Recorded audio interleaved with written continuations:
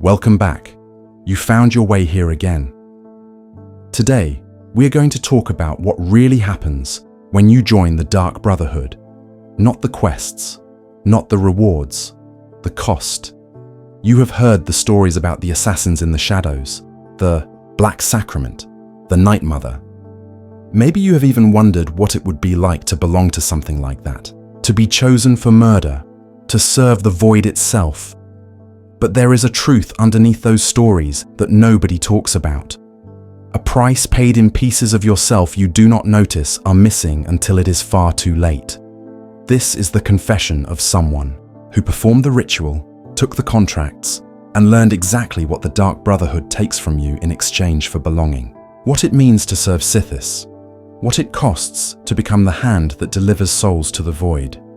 And if you genuinely enjoy this kind of dark storytelling, consider subscribing and liking the channel, but only if it truly resonates with you.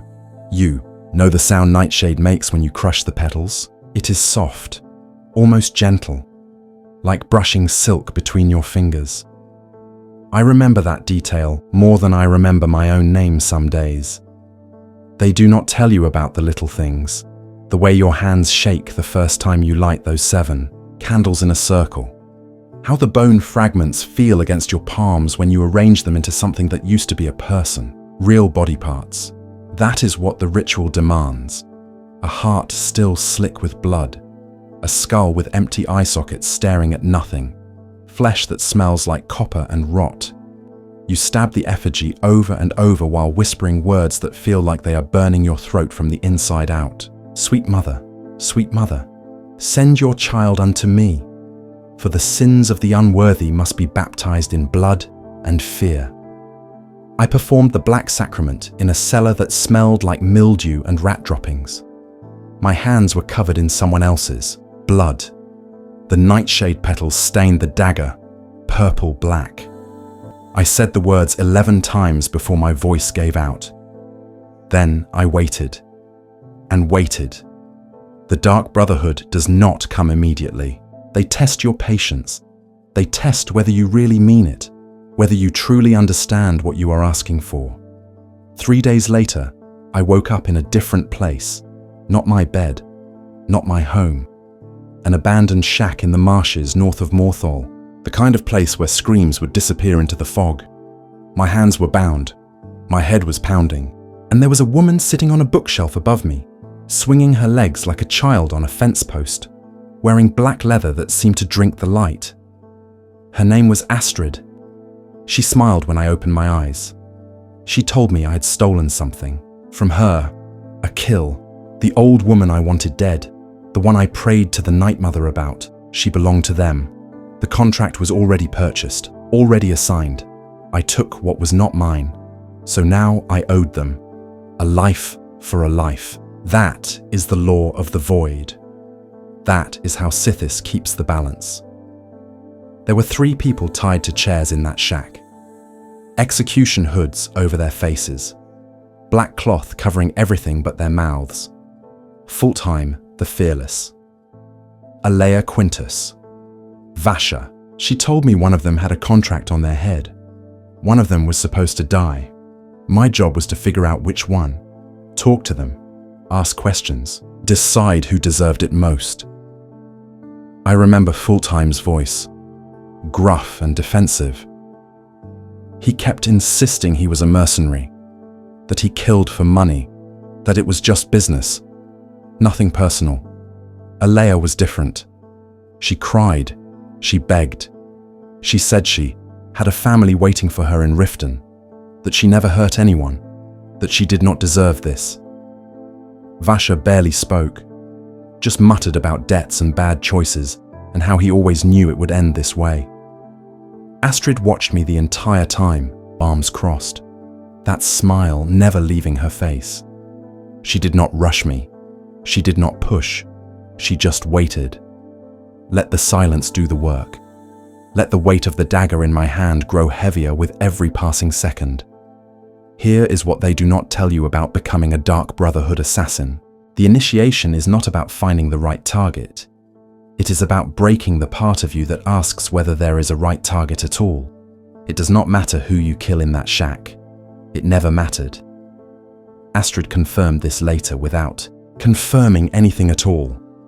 The point is that you are willing to kill someone, anyone, a stranger, based on nothing but suspicion and circumstantial evidence and the word of a woman you just met. No trial, no proof, no certainty.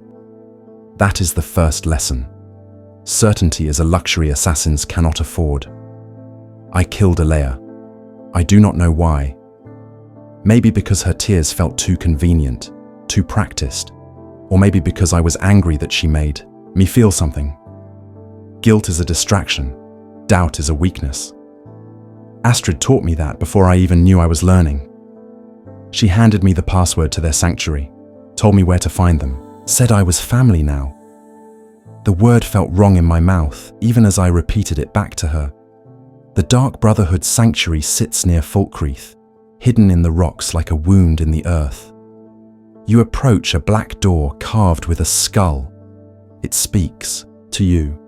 Ask a question. What is the music of life? The answer is silence. You say the word and the door opens, and you step into a place where the air smells like blood and incense, and secrets kept too long in the dark. Astrid gave me shrouded armor that first day, black leather reinforced with shadow itself, enchanted, to make you quieter, faster, harder to see. She told me the Dark Brotherhood used to follow rules, 5 tenets handed down from the time when the Night Mother still walked among them.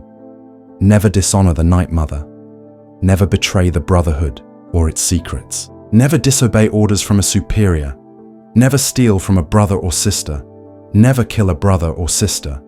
Break any of these, and you invoke the wrath of Sithis, a spectral assassin sent by the void itself to end you.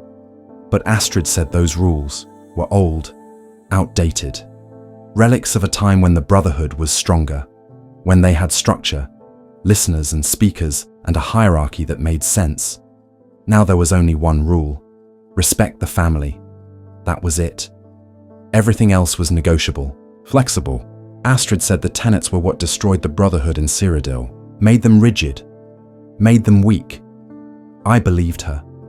Why would I not? She was confident, charismatic, in control. She saved me from my own desperation, gave me purpose, gave me belonging. A sanctuary where people like me, people with blood on their hands and nowhere else to go, could find something close to home. Nazir was the first to give me work. A redguard with eyes that had seen too much and a voice that never quite matched the cruelty of his profession. He handed out contracts like a shopkeeper distributing goods. Kill this bandit, poison that merchant, make it look like an accident. Payment on completion, professional, efficient, detached. The first contract was a woman in Ivarstead, a brawler who cheated at cards. Someone wanted her gone. The details were vague. I did not ask questions. That was another lesson. Questions create attachments. Attachments create hesitation. Hesitation gets you killed. I followed her for 2 days, learned her routine, watched her drink at the inn, saw her laugh with friends who would mourn her. Then I slipped powdered nightshade into her mead when she was not looking. She died on the floor of the inn while people screamed and scrambled for help. Frothing at the mouth, eyes wide with terror, I was gone before anyone thought to look for a stranger in a dark hood. The gold felt heavier than it should have. Astrid praised me when I returned, said I had a gift, natural talent, the kind of detachment that separates good assassins from dead ones. She said most people break after their first real kill, cry, vomit, question everything. But I just handed over the gold and asked for the next contract. She smiled at me the way a blacksmith smiles at a blade that came out sharper than expected. What do you think really happened here? Drop your thoughts in the comments. I would like to know if I am the only one who feels this way. The contracts became routine. A smuggler in Windhelm, a priestess in Markarth who knew too much about a local jarl's affairs, a farmer outside Whiterun who made enemies with someone wealthy enough to afford silence. Each one was a name, a face, a life with complexities I would never understand. and each one became a corpse because someone paid enough gold and whispered the right prayer. The Dark Brotherhood calls it business. They say death is inevitable. We are just the mechanism, the hand that moves the blade, the shadow that ensures the void gets what it is owed. Sithis does not care about morality. Sithis is entropy, chaos, the absence of everything. When you kill for the Brotherhood, you are serving something older than the Divines, older than the Daedra. You are feeding the fundamental force of uncreation itself.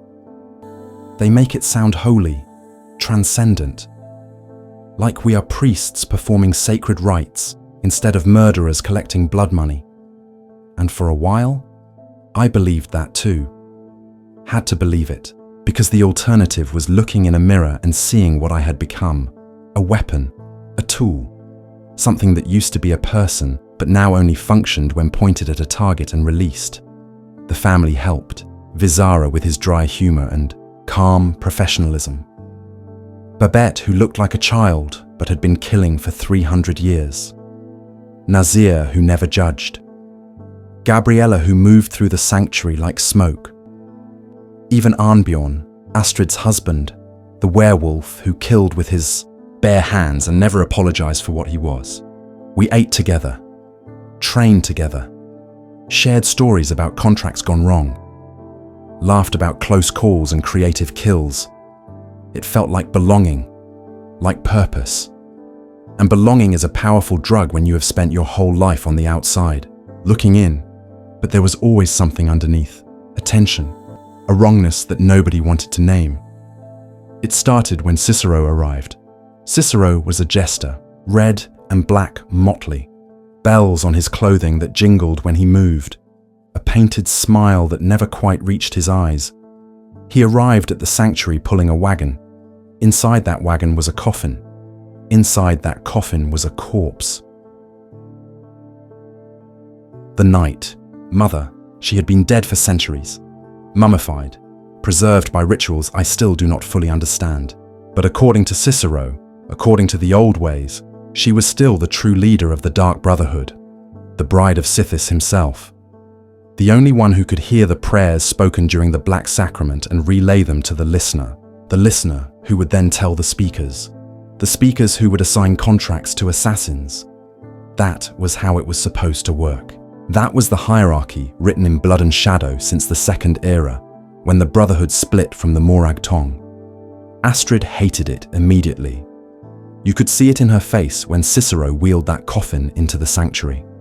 The way her jaw tightened. The way her fingers drummed against her dagger. She had built something here, created a family from the ruins of what the Brotherhood used to be. And now this madman in jester's bells was telling her it was all wrong, that she was just a pretender, that without the Night Mother and a listener, we were nothing but common murderers pretending at legacy. Cicero was loyal to the corpse in that coffin the way most people are loyal to breathing. Absolute, unquestioning. He called her mother, spoke to her like she could answer, maintained her body with oils and prayers. He said the void was watching, that Sithis demanded we return to the old ways, the Five Tenets, the proper structure. He said Astrid's rule was blasphemy. I remember one night in the sanctuary, Cicero was ranting about the tenets again, how they were not suggestions, how breaking them invoked the wrath of Sithis, how the Brotherhood in Cyrodiil fell because they abandoned the old ways. Astrid stood there with her arms crossed and that dangerous smile on her face. She said the tenets were what killed the Brotherhood, made them predictable, made them weak. She said we survived because we adapted, because we stopped worshipping corpses and started worshipping results. Cicero just laughed, that high-pitched giggle that made your skin crawl. He said, you cannot kill what Sithis wills to exist, that the Night Mother would choose a listener when the time was right, that all of Astrid's power was borrowed, temporary, a joke told by the void before the punchline arrived. She assigned me a contract the next day, a big one, important, the kind that would prove we did not need the old ways to succeed. There was a wedding in solitude, a young woman named Vittoria Vici, daughter of the emperor's cousin. Her death would send a message, destabilize the empire, show that the Dark Brotherhood still had reach, still had teeth. Astrid said it was business, politics, and gold, but I could see what it really was. Proof. She needed to prove that her way worked, that the Night Mother was irrelevant, that Cicero was wrong. I killed Vittoria during her wedding ceremony, dropped a gargoyle statue on her head from the balcony above, crushed her in front of everyone, her new husband, her family, guests in their finest clothes. They screamed and scattered, and I disappeared into the crowd before anyone knew what happened. Clean, professional, effective. When I returned to the sanctuary, Astrid was pleased, said I was becoming one of the best, that I understood what the Brotherhood was really about. Not religion, not ritual, just death delivered with precision. But Cicero was there too, standing next to the Night Mother's coffin, and he was smiling. Not his usual manic grin, something quieter, more certain. He said the Night Mother was stirring, that she had heard something. That change was coming whether Astrid liked it or not. I did not understand what he meant. Not then. The contracts continued, each one a little more complicated, a little more morally grey. There was a man in Markarth who wanted his mother dead so he could inherit her estate. A woman in Riften who wanted her rival eliminated before a business deal closed. A Jarl's advisor who knew too many secrets and needed to be silenced. None of them were criminals. None of them were monsters. Just people who made enemies with the wrong person. People who stood in the way of someone else's ambition or greed or fear. And I killed them all without question, because that was the job. That was what family did. We trusted each other. We did not ask why. We just did what needed to be done and collected our gold and moved on to the next contract. But the dreams started around then, not every night, just often enough to make me dread sleeping. I would see their faces, the woman in Ivarstead choking on poisoned mead. Vittoria Vici crushed under stone. The priestess in Markarth bleeding out in her temple. They did not speak, did not accuse. They just stared, like they were waiting for me to explain something I did not have words for. Babette noticed. She was good at reading people, centuries of practice. She told me the guilt was normal, that every assassin went through it. The trick was not to fight it, not to justify or rationalize, just acknowledge it and keep moving. She said, the dead do not care about our feelings. They are already in the void, already with Sithis. Our guilt changes nothing for them. It only weakens us. I asked her if she still felt it. After 300 years, after thousands of kills. She smiled. That innocent child's smile that belonged to something ancient and empty. She said she stopped feeling it around year 50. That there was a point where the faces blurred together, where victims became abstractions, numbers in a ledger. She said I would get there too. Everyone did. The ones who did not went mad or got themselves killed.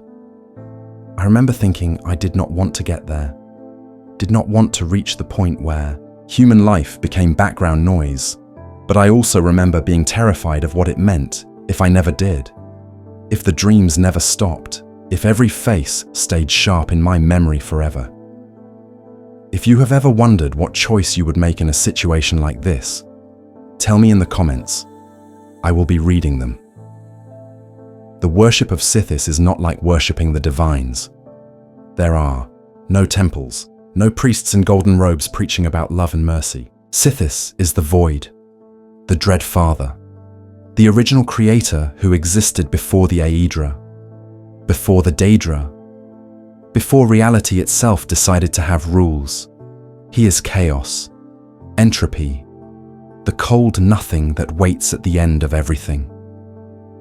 The Dark Brotherhood does not worship Sithis because he is good. We worship him because he is inevitable. Death comes for everyone. Change destroys everything. And in serving Sithis, in feeding the void with the lives we take, we become part of something eternal. We become instruments of the fundamental force that underpins all existence. At least that is what they tell you. What you tell yourself when you need the killing to mean something more than gold and blood. But here is the truth they do not say, out loud. Serving Sithis does not make you holy. It makes you empty. Every life you take creates a space inside you, a hollow place where empathy used to be, where connection used to live. And you fill that space with ritual and brotherhood, and the belief that you are special, chosen, part of something greater.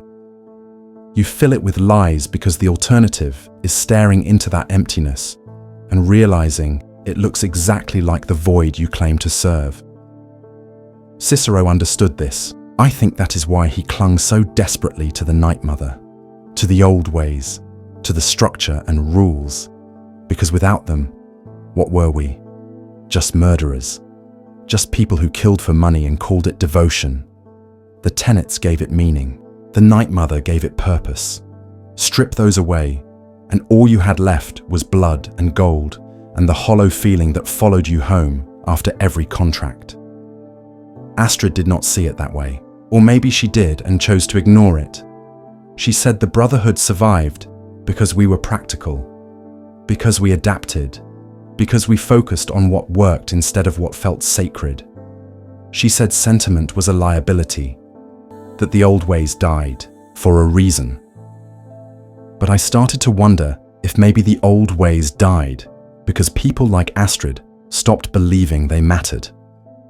If the Brotherhood fell apart, not because the tenets were too rigid, but because assassins stopped caring whether their kills served anything beyond their own survival. Then the Night Mother spoke to me, not out loud, not in words you could hear with your ears. It was inside my head, a voice like wind through a crypt. She called me listener, said I was chosen, that Sithis had marked me for this purpose. She gave me a contract, a real one, spoken through the Black Sacrament by a man named Amaund Motier. The contract was in Volunruud, a Nordic tomb full of Draugr and darkness. Motier wanted to hire the Dark Brotherhood for something big, something that would change the course of the Empire. When I told Astrid, her face went blank. Not angry, not scared, just empty. She told me to ignore it, said the Night Mother was not real, that Cicero had poisoned my mind with superstition and fantasy. She said I took orders from her, not from corpses, not from voices in my head. But the Night Mother's voice did not stop. It grew louder, more insistent, and I realized something terrible. Astrid was afraid, not of the Night Mother, not of Sithis. She was afraid of being irrelevant, of losing control, of discovering that everything she built was just a shadow of what the Brotherhood used to be. If this story has kept you listening this far, and you want more of these dark confessions from Skyrim, hit that subscribe button. It tells me someone out there is still paying attention to warnings like these. I went to Volunruud without telling her. Amaund Motier was not what I expected. He wore fine clothes, spoke with the accent of nobility. His hands were clean, no calluses, no scars. The kind of man who had never held a weapon but understood perfectly how to wield violence through others. He wanted the Dark Brotherhood to kill the Emperor, Titus Mede II, the man who ruled Tamriel. The contract would be paid in stages. First his cousin, then a military officer, then a decoy. Each death bringing us closer to the real target. Each kill proof that we could penetrate. Imperial security, that we could reach anyone. The payment was enormous. Enough gold to rebuild the Brotherhood 10 times over. Enough to prove we were still the most dangerous organization in Tamriel. Amaund said it was political, that the Empire needed new leadership, that Titus Mede's death would save more lives than it cost. I brought the contract back to the sanctuary, told Astrid everything, the scope, the payment, the danger. This was what she wanted, proof that the Brotherhood still mattered, that we could take contracts the Morag Tong would never dream of attempting. But her face when I told her the Night Mother had given me the contract directly, that I was the listener now, not by choice, not by ambition, by the will of Sithis himself. She smiled, said congratulations, said we would take the contract. But her eyes were different. Cold, in a way they had never been before. Cicero was ecstatic, danced around the sanctuary ringing his bells and laughing about the return of the old ways the Night Mother had chosen. Sithis had spoken. The Brotherhood would rise again. He called me listener with reverence, with joy, like I had saved something precious from drowning. The other family members were confused. Vizara respected it, said if the Night Mother chose me, then it must be true. Nazir was pragmatic, said he did not care about titles as long as the contracts kept coming. Gabriella was cautious, said we needed to be careful. That big contracts drew big attention. Festus Crex, the old mage, just laughed, said he had been waiting his whole life to see an emperor die, that this was history in the making. We executed the contract in stages, just like Mortiere planned. Each kill brought us closer. Each success made Astrid more distant. She gave orders, coordinated logistics, played her role as leader, but she stopped looking at me the way she used to, stopped smiling, started watching me like I was a threat instead of family. The final assassination was on the Kataria, the Emperor's ship.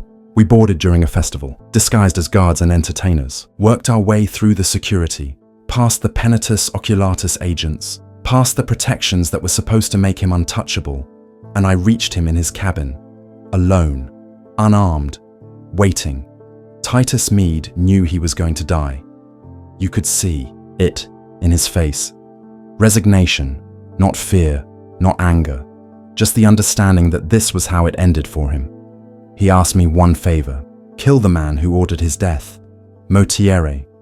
Make sure the person responsible paid the price. Then he knelt, said he was ready, asked me to make it quick. I put the blade through his heart in one smooth motion. He died without a sound. The Emperor of Tamriel bled out on the floor of his own ship, and nobody knew until I was already gone. I should have felt triumphant, powerful. We had done the impossible, killed the most protected man in the Empire, proved that the Dark Brotherhood could reach anyone, anywhere. But all I felt was tired, hollow, like something inside me had finally broken completely, and I was only now noticing it was gone. When I returned to the sanctuary, it was on fire. The Penitus Oculatus had found us. Imperial soldiers everywhere. Bodies of my family scattered across the floor. Vizara dead. Festus dead. Gabriella dead. The place we called home turned into a slaughterhouse. And in the middle of it all, in the room where the Night Mother's coffin had stood, I found Astrid. She was burned. Badly. The spell she used to fake her death during the attack had gone wrong. Or maybe it went exactly as she planned. She was lying on the floor performing the Black Sacrament on herself, using her own charred body as the effigy, candles arranged in a circle around her, whispering the words through ruined lips. Sweet mother, send your child unto me. She wanted me to kill her, confessed everything. She betrayed us, told Commander Maro about the assassination attempt, gave him the location of the sanctuary, arranged for us all to die. She said it was the only way, that the Night Mother had taken everything from her. Her authority, her family, her purpose. She said if she could not lead the Brotherhood, then nobody would have it. She handed me the Blade of Woe, the same blade she gave me during my initiation, asked me to finish it, to complete the contract she placed on herself. She said she was sorry, that she loved the family, that she made a mistake and there was no coming back from it. I killed her. Not because she asked, not because the ritual demanded it, but because she destroyed the only thing that made the killing bearable. The belonging, the family, the lie that we were something more than murderers for hire. Only 3 of us survived: Nazir, Babette, and me. Cicero too, if you count the fact that I found him injured in the Dawnstar Sanctuary and chose to let him live. The rest were ash and blood and betrayal. The Night Mother told me to rebuild, that Sithis had purified the Brotherhood, removed the weakness, that I was the listener now, the true leader. She said this was a new beginning, that we would rise, stronger than before. But I stood in the ruins of the Falkreath Sanctuary and looked at the bodies of people who called me brother and sister, people who trusted Astrid, who trusted each other, who believed the family meant something, and all I could think was that Astrid was right about one thing. The old ways did not save us. The Night Mother did not protect us. The Void did not care.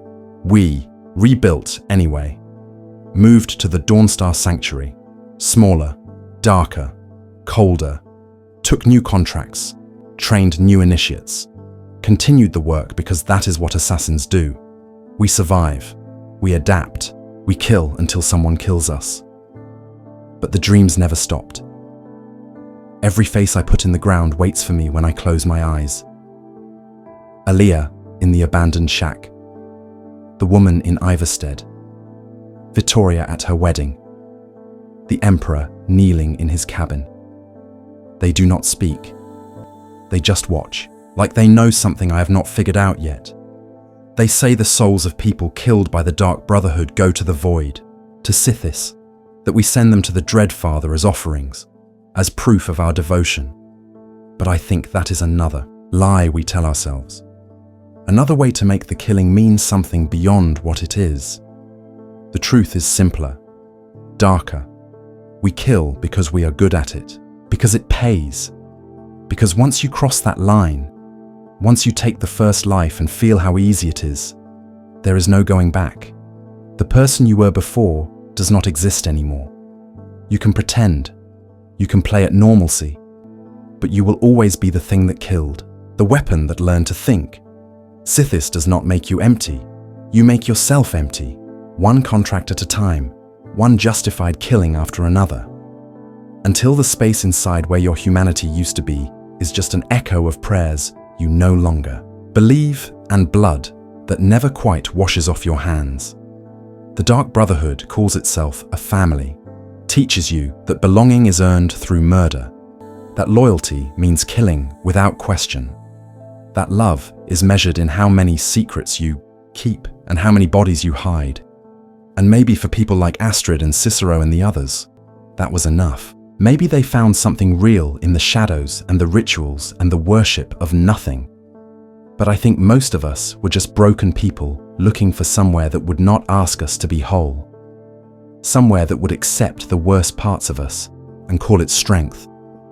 Somewhere that would take our capacity for violence and tell us it was holy. The Night Mother still speaks to me, gives me contracts, tells me I'm serving the eternal will of the Void, that every death I deliver brings balance to the chaos, that I am chosen, special, important, but I know what I am now, what I have always been since I crushed those nightshade, petals and whispered prayers to the darkness. I am a killer who got good enough at lying to convince myself it meant something more. The shocking truth about becoming a Dark Brotherhood assassin is not the rituals or the murders or even the betrayal. It is how easy it becomes. How quickly you stop counting, how naturally you learn to sleep next to the bodies you made, how the guilt fades not because you were right, but because caring takes energy you no longer have to spare. They do not tell you that the Void is not some cosmic realm you go to after death. The Void is what you become, little by little, kill by kill, until looking in a mirror is like staring into empty space where a person used to be. I am the listener of the Dark Brotherhood, the hand of Sithis, the voice of the Night Mother. I have killed more people than I can remember for reasons I stopped questioning years ago. And the only thing I know for certain anymore is that the Black Sacrament works. The Brotherhood always answers. And once you call for us, once you invite that darkness into your life, it never really leaves. Even after we complete the contract, even after we take the payment and disappear into shadow, the Void stays with you, growing, spreading, waiting for the day you realize you are not the one who summoned it. You are the one it claimed.